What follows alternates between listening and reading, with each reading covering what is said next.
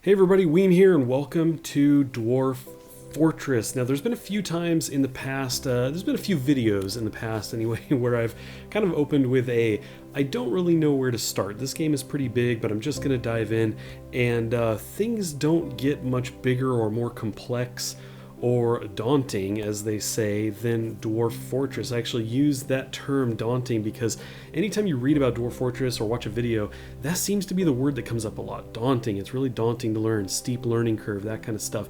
I myself tried to give this game a couple different tries long ago by starting it up, downloading it and just starting it up and jumping in, saying, how hard can it be? I'll figure it out eventually.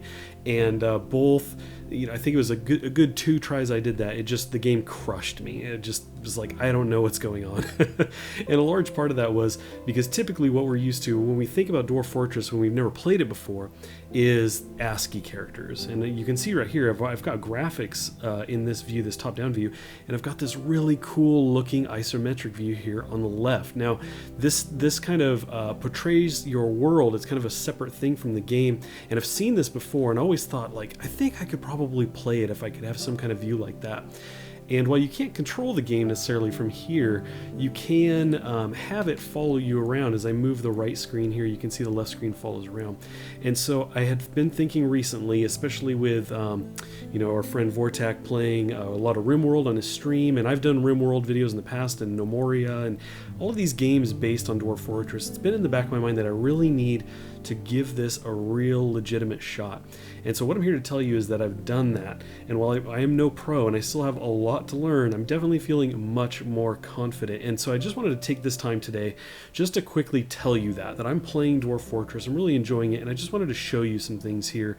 This is not a tutorial, and this is not going to be a series or anything. I just wanted to basically get the message across that you might give this a try. If you really like RimWorld and you like Nomoria, those kinds of games that were heavily inspired by this one, definitely consider giving it a try, despite it being daunting and having that steep learning curve. And I'm going to have a bunch of information down in the description on how to get you started. I'm going to give you links to maybe downloading it, links to tutorial videos that I watched that kind of got me through it, that were really good. They really helped me go from very beginning, like, here's where you go to download it, here's how you install it, walking all the way through how to get your people to move around and put stockpiles down and things like that. So what I'm going to do from this point on is just kind of show you around my world. This is actually my very first world. I'm calling this my training world, and it's really messed up in some areas. I made some mistakes in trying to learn, but hey, that's a good thing. That's what we're supposed to be doing. So right now, I've got these 2 screens. We got the left side and the right side here, and that's basically 2 views of the same area. And you can see that we've got this water here, and it's actually cascading down this waterfall and coming down. The river continues down here, and I just happen to choose this. The game has a really in-depth, really fun world building element to it that just, let me just say it's complex. It's deep. There's a lot of cool history there, a lot of information and everything. It's easy enough to walk through and choose your place to settle once you know how to do that. But there is a ton to this game, and I won't go into crazy detail other than to say it's a very deep game in very interesting ways. But like I said, I just want to show you around mostly. So obviously we have the waterfall right here, and over here you can see that indicated with these numbers is kind of the depth of the water. I was actually reading that your dwarves can cross water that's anywhere from 4 deep to 1, basically 1 being really shallow, and I think 7 is as deep as it registers. So anyway, you can see it's kind of deep here, and then it just drops off, and that's because the river continues deep down there. Now, one of the things about this game is that you want to be able to move around in the world, not just like north, south, east, west, but depth-wise as well. So what we're going to do is I'm going to kind of move my controls here. We're going to go down into the earth. So if I step down into here, you can see 1 layer down. On the left side here, you can see stairs that really don't make sense. They're kind of clustered together. The way the game does stairs, it doesn't really matter that you don't see a hole in the ground. You can basically move through stairs straight down to the ones below. And I also have a ramp over here, which is represented on the right side over here, as well as a ramp here. and a ramp here. I was trying to get this right and I messed it up in a few areas. But I'm going to actually go up one more level and show you something really interesting while I'm here. Now I've got a filled in area right here. You can see this represented up here. This is actually a hole that I covered with a floor, and in the tutorial video I was doing, they were saying you can dig down, have a big open area, and put your garden underground and leave this open area exposed. But you can also currently, and apparently it's not necessarily a bug, but if you put a floor over it, it still counts as having daylight. So I dug a hole, I covered that up. If I now step down one level, you can see this is the open area, and it's over here as well. You can see that it actually drops one more down. So if we go one more down, now we are down into this level here, which at the very bottom right, all the way down here, it's going to indicate what you're mousing over. So you can see we have soil wall, soil floor. So we're down into this third level. I've got a farm here. I have a stockpile for food I've set up. This, as weird as it looks, is a trade center. You can see that represented over here, and that's what we needed the ramps for. This ended up being my final ramp here. It needed to be 3 wide. So this actually comes, you know, the 3 levels down so carts can get in here. This was a failed attempt at a ramp, as was this one. I should clean those up and fill them in. I was trying to do that. That's why there's wood here, but that didn't go so well. I think I have a better understanding now. I can tear those out and fill this all back in. I just haven't got around to that just yet. So we can actually see a dwarf here. If I select on him, the screen will center on him over here. You can see it's Aban, and over here we can see his information on the right, his name and what he's doing. He's storing an item in a barrel right now. So let me keep going down through the levels. If I go down the ramp, kind of continues, the stairs continue, and that just keeps going down, and then that ramp eventually stops here. It's actually blocked in because, well, that was one of my fail ramps. I could dig this open, which was kind of the idea, was I would actually just let this continue down so things could be moved into here really easily. But we do have the stairs that come down. We have a couple rooms in here. These are craft areas. I can actually select here, and you can see I have a mason's workshop, top right.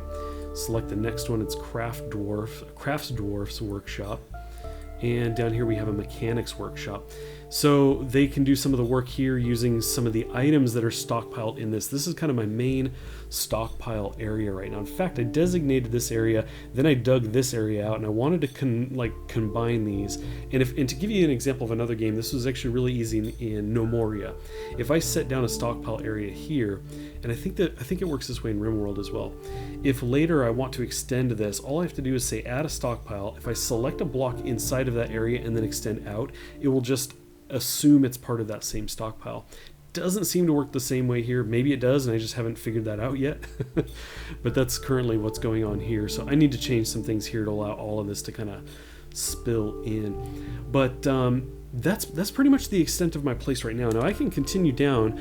Oh yeah, I forgot I actually dug this out. This is going to be a great hall here. I'm kind of working on that right now, and I've got some rooms that I've set up as dorms here, and I'll be putting in some more beds. But if I continue down, you can see I've got stairs, and then these are plans for stairs, so they're not done yet. And if I get all the way down here, oh, I thought I had planned something else out here, but I guess I hadn't. I was actually going to dig over and try to let some of the water in and kind of make like a lake in this area so that I could pop a well above it, but I haven't got around to testing that yet. A lot of this world is about me experimenting, because I thought, you know what, if I mess something up, whatever. This is kind of my tutorial, my training world. I'm actually going to escape out and hit resume. So the game is actually live again. So you'll see characters kind of standing around not doing anything. In the top right, I have 19 idlers, people just not doing anything, 20 right now, because I'm so focused on kind of one thing at a time as I pause the game. I've kind of been setting something up and having people go do it and see, okay, that's cool, that's how that works. I set up this area as a pasture in here, and all the people came and grabbed animals and moved them over. I've got some dogs over here. There's some cats roaming around as well. But yeah, got a wood stockpile here. Now one of the really cool things, and I actually can't show you this, I lost some progress. The game actually crashed on me. I was trying to do some things with it last night, and it crashed and it backed it up, I think about 20-30 minutes. So it undid something that I'd created, but I've got a drawbridge actually right here. And that's represented here. And I actually made a lever. One of the things you can do in this game is you can automate things or put in mechanisms. So I actually made a lever here and then connected it to this bridge, which is a drawbridge, and you can choose which direction it opens in. So this is the hinge essentially. So when I go to close it, it actually stands up in this block. It stands up tall and blocks this area. Actually, it's stone blocks on each side of the bridge over here. So it looked really cool, but that's been reverted a little bit. So I'll probably put that back in. But anyway, I guess that's my really quick overview of what I have going on here. One of the things that kind of it can be very confusing or very daunting, as we say, with this game is the menus. We've got all of these options over here. I was actually thinking about this today, and in Nomoria, I thought, what do I do in Nomoria? Because Nomoria gives you this kind of view and lets you control things from here and through some hotkeys. Versus all of these kind of shortcuts. And I realized, you know what I end up doing? I right click on the map, it gives me a drop down, I select something, and I might go out 4 levels from that drop down. Okay, now I choose this, then this, then this. The menu kind of flies out and continues. And really, it's no different in Dwarf Fortress. Just instead of right clicking and getting a drop down menu, you actually just have these keys here. So you can see, view announcements, building, civilization, designation. So if I wanted to designate an area for something, I can actually just hit D.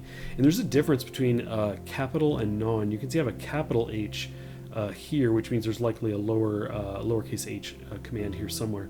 But if I go to D, lowercase d, if I just hit D, you'll see we have all of these options, and chop trees down is one of the first ones chosen here. So I can actually move up and down. I was can kind of go through these. I thought I could actually cycle through those.